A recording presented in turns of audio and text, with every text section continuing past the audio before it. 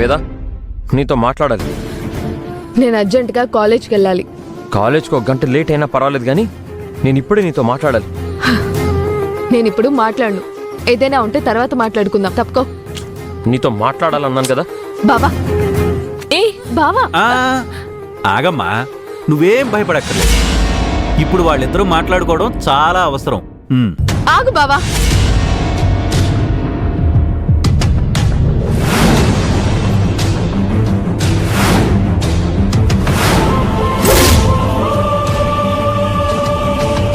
వేద, వేద నీకేమైంది? నాకేమైంది? నేను ఫోన్ చేస్తే ఎందుకు కట్ చేస్తున్నావు? నాతో మాట్లాడుకుంటూ ఎందుకు అవాయిడ్ చేస్తున్నావు? ఏం జరిగిందో నీకు తెలీదా? ఎందుకు నేను ఫోన్ కట్ చేస్తున్నానో అర్థం కావడం లేదా? నాకు అర్థం కావట్లేదు. నిజంగానే నాకు అర్థం కావట్లేదు. పెద్దవాళ్ళు ఏదో గొడవ పడితే నన్ను అవాయిడ్ చేయడం ఏంటి? అసలు గొడవ జరిగిందే మన వల్ల కదా, మనం కలిసి ఉండడం వల్లే కదా. సరే కావచ్చు, కానీ 2 రోజుల నుంచి నువ్వు మాట్లాడకపోతే నరకం చూస్తున్నా, పిచ్చెక్కిపోతుంది తెలుసా?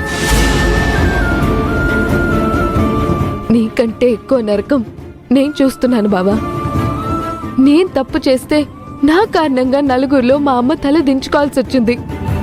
అది చూసి నరకం చూశాను. ప్రాణానికి ప్రాణంగా పెంచుకున్న కూతురు మీద నలుగురు నిందలు వేస్తుంటే ఇదేంటి భగవంతుడా అంటూ మా అమ్మ కడుపుకి తినకుండా రేయింబవళ్ళు కంటి మీద కునుకు లేకుండా ఏడుస్తూనే ఉంటే ఆవిడ కన్నిటిని చూస్తూ నరకం చూస్తున్నాను. గుడిలో స్వామీజీ అప్పుడే చెప్పారు, కానీ నువ్వే ఆ మాటలను పట్టించుకోలేదు. అదే కదా జరిగింది. ఆయన చెప్పినట్టే కదా జరిగింది. ఆ స్వామీజీ మాటలు పట్టించుకుంటావు నువ్వు? ఇంకెవరి మాటలు నమ్మాలి? తన మాటలు నమ్మాలా, నీ మాటలు నమ్మాలా? ఏం కాదని నువ్వు చెప్పావు. మనిద్దరం కలిసి ఉంటే ఇదే జరుగుతుందని ఆయన చెప్పారు. ఇప్పుడు అదే జరిగింది. ఎవరి మాటలు నమ్మాలి బావా? ఇంకా మనం కలుసుకోవడం, కలిసి మాట్లాడుకోవడం అవసరం అంటావా? అంటే పెద్దవాళ్ళంతా విడిపోయారు కాబట్టి మనం కూడా విడిపోవాలంటున్నావా? మన ప్రేమను చంపేసుకుందాం అంటావా? ఇక మీదట కంటిన్యూ చెయ్యొద్దు అంటున్నా.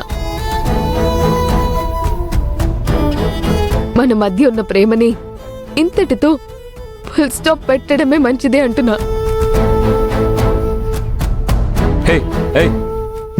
నువ్వెవరు మన ప్రేమను ఇంతటితో ఆపేద్దాం అని చెప్పడానికి?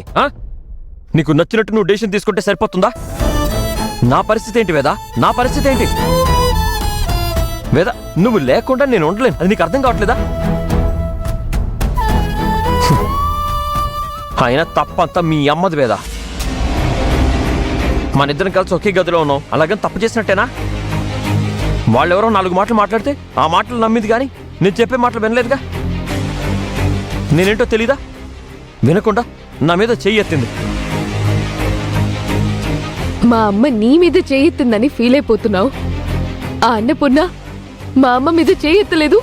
అది తప్పు కాదా? తప్పు కాదు వేదా.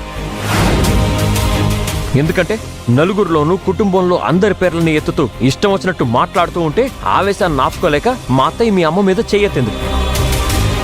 అదే మీ అమ్మ ఆవేశంతో రెచ్చిపోకుండా ప్రశాంతంగా మనల్ని కూర్చోబెట్టి మాట్లాడుంటే ఇంత గొడవ జరిగేది కాదు కదా.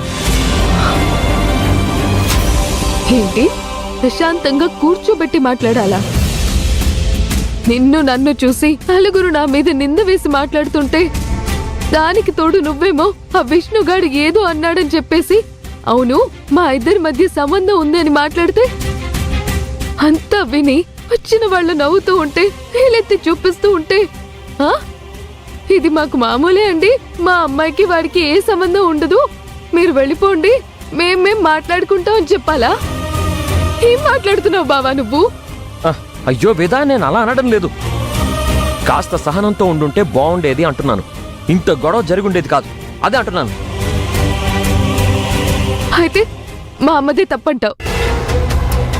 మా అమ్మ వల్లే గొడవ జరిగింది అంటావు. జరిగిన దాంట్లో మీ అన్నపూర్ణ అత్తమ్మ తప్పేమీ లేదంటావు, అంతే కదా? చూడు వేద, ఇప్పుడు ఎవరిది తప్పు ఎవరిది కరెక్ట్ అని నీతో డిస్కస్ చేయడానికి రాలేదు.